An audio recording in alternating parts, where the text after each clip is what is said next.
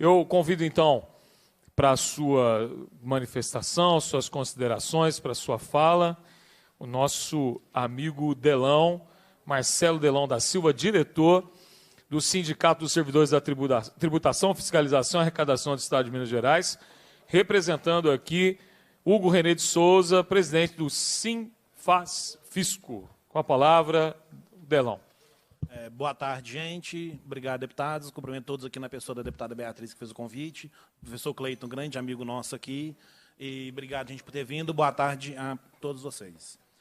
Eu vim aqui como diretor do Sinfaz-Fisco, e como vocês já estão acostumados, para quem vem acompanhando essa luta, é um sindicato que tem por hábito trazer números, apresentações, e eu acho que hoje eu vim fazer uma coisa um pouco diferente.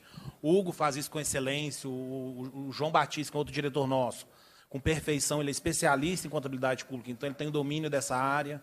E eu vou puxar um pouquinho a sardinha agora para o lado da educação, porque minha mãe era professora, e eu acho que vou puxar um pouquinho para esse lado hoje.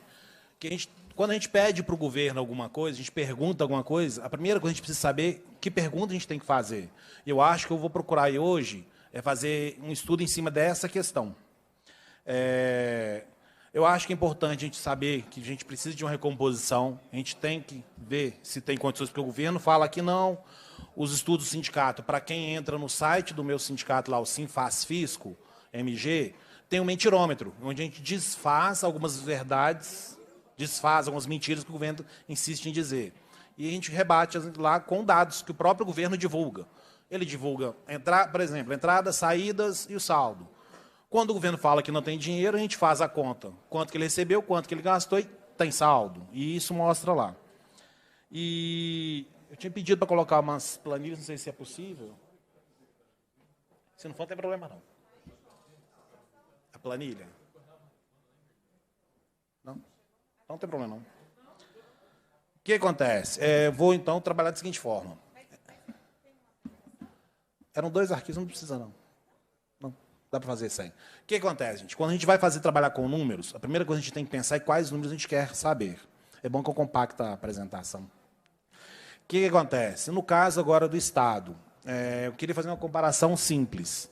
Quando você vai fazer as contas na sua casa, quem não faz, passe a fazer, é fundamental. Educação financeira é fundamental. Inclusive, eu acho que a educação é tão importante que existe um projeto da elite brasileira de sabotar a educação. É proposital, pensado de forma a pessoas não pensarem, não conseguirem raciocinar bem e ficarem presas ao controle desse grupo. E fazem ainda mais com a situação financeira das pessoas. Endividam as pessoas, colocam em situação financeira difícil, para que todo mundo pense no pão de amanhã, mas não pense no que está sendo feito do nosso país, do nosso povo e com o nosso governo.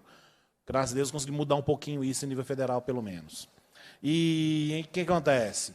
Quando a gente começa a pensar em números, o executivo de Minas diz, não temos dinheiro.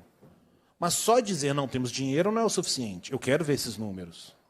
Eu quero ver quais números, eles falaram que estão projetando para o futuro, quais números estão projetando para o futuro, qual a receita que espera-se que Minas tenha e qual a despesa que espera-se que Minas tenha para falar que não tem condições de pagar esse aumento. Porque falar que não tem dinheiro, eu falo também. Para pagar, eu falo. Mas a gente tem que saber, tem que ver, tem que estudar. Então, acho que o mais justo seria o governo apresentar as projeções. Olha, num cenário ótimo, a gente teria uma arrecadação de X, uma despesa de Y e conseguiria pagar. Numa situação ruim, não conseguiria. Hoje, pelas projeções, a situação de Minas no ano passado ficou bem complicada. O governo federal fez um corte com fins eleitoreiros e prejudicou a arrecadação. Mas o Estado de Minas, com essa perda de arrecadação, conseguiu pagar as contas. A arrecadação já está se recuperando, já é provado pelos números. A inflação não é tão alta quanto estava antes. Quando você começa a fazer esses cálculos, levando em consideração o crescimento da receita, os números estão melhorando. O crescimento da despesa está subindo, mas não é tanto quanto a arrecadação. Aí é fácil, é só pensar na sua casa. Quando você está na sua casa, você não tem aumento de salário, mas as contas aumentam, você fica mais apertado, tem que fazer menos coisas. Mas, em compensação, se você começou a ter um aumento de salário e suas contas mantêm, você já pode se dar o luxo de fazer mais alguma continha. É o mínimo que a gente vai fazer, comprar alguma coisa. É o que a situação de Minas hoje. Ano passado estava apertado. Esse ano já não é a mesma coisa mais. A receita subiu, entrou dinheiro, a despesa não está subindo tanto, porque Não está tendo aumento de salário para ninguém, não está tendo recomposição de salário de ninguém. Concursos necessários não estão sendo feitos. Podem estar fazendo alguns que não eram necessários. Não nomeou ainda, mas estão fazendo concursos que salários altíssimos. Então, quer dizer, algum lugar tem dinheiro. Mas por que tem dinheiro para algumas coisas e não tem para outras? A Beatriz, no começo da fala, falou com sabiamente a questão das locadoras em Minas. Já tem o desconto normal de PVA, que o governo alega que se subiu o tributo de 1% para 4%, elas vão embora. Supondo que seja verdade. Ainda assim, seria crítico a gente pensar que, por exemplo, a partir de 2018, quando a locadora vende um carro, ela paga só 1% de imposto. Quando chega para a gente é 4%. Nós já pagamos 3% a mais. Só que na lei de Minas fala que a locadora tem que pagar esses 3%. Beleza, desde 2018.